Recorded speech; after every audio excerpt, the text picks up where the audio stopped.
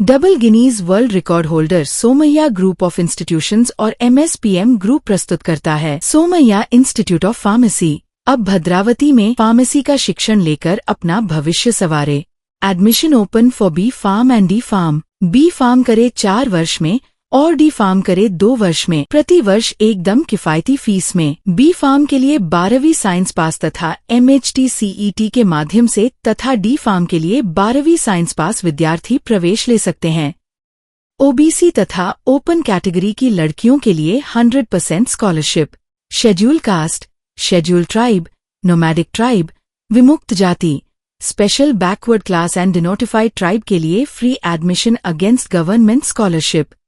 OBC open category के लड़कों के लिए 50% छूट against government scholarship, minority scholarship और EBC स्कॉलरशिप। इच्छुक विद्यार्थी आवश्यक डॉक्यूमेंट्स के साथ आज ही अप्लाई करें और अपनी फार्मेसी करियर की शुरुआत करें। आवेदन के लिए संपर्क करें Somaiya institute of pharmacy, Shri Krishna Nagar, Sumthana, Bhadravati, जिला चंद्रपुर। Contact number 9800008428। कांग्रेस नेता सुप्रिया श्रीनेत ने राजेश एक्सपोर्ट से जुड़े मामले को लेकर केंद्र सरकार और प्रधानमंत्री नरेंद्र मोदी पर निशाना साधा। उन्होंने आरोप लगाया कि कंपनी के प्रमोटर राजेश मेहता और प्रधानमंत्री के बीच पुराने संबंधों को दर्शाने वाली तस्वीरें सार्वजनिक रूप से उपलब्ध हैं और इस मामले में जवाबदेही तय की जानी चाहिए।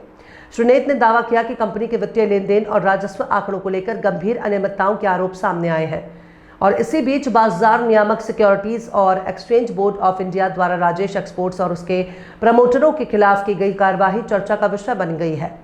श्रीनेत ने कहा कि यदि कंपनी में वित्तीय गड़बड़ियां कई वर्षों तक चलती रही तो ये नियामकीय निगरानी और कॉर्पोरेट गवर्नेंस पर भी सवाल खड़े करता है। उन्होंने ये भी कहा कि कंपनी के शेयरों में आई भारी गिरावट से छोटे निवेशकों को बड़ा नुकसान हुआ है।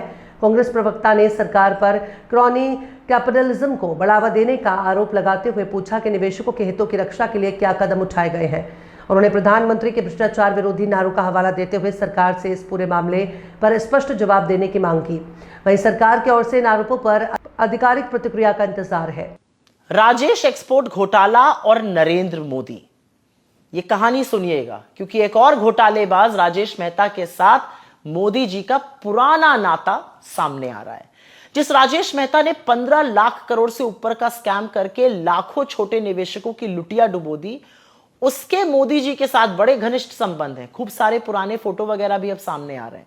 खैर, राजेश एक्सपोर्ट भारत की एक गहने की कंपनी है। 5 साल फिस्कल ईयर 21 से 25 के बीच में उसने 15 लाख करोड़ से ज्यादा का फर्जी रेवेन्यू दिखाया। सीधे साफ शब्दों में उसकी 99% कमाई फर्जी थी।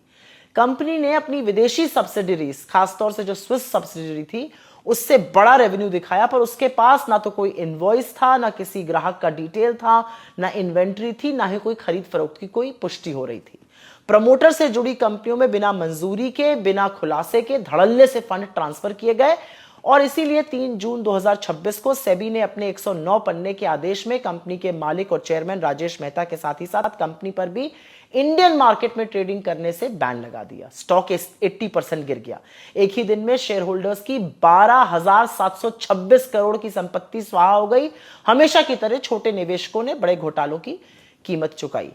LIC ने इस कंपनी में 2,000 करोड़ रुपए लगाए थे और स्टॉक क्रैश होने पर उसके करीब 1,600 करोड़ रुपए स्वाहा हो गए और यह आम भारतीय का मेहनत का हार्ड अर्न्ड पैसा था।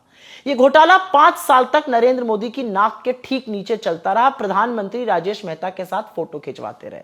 इस स्कैम से एक बात तो साफ है, भारत में crony capitalism, conflict of interest, Modi सरकार और प्रधानमंत्री का रिकॉर्ड भ्रष्टाचार जो है वो अनवरत चल रहा है।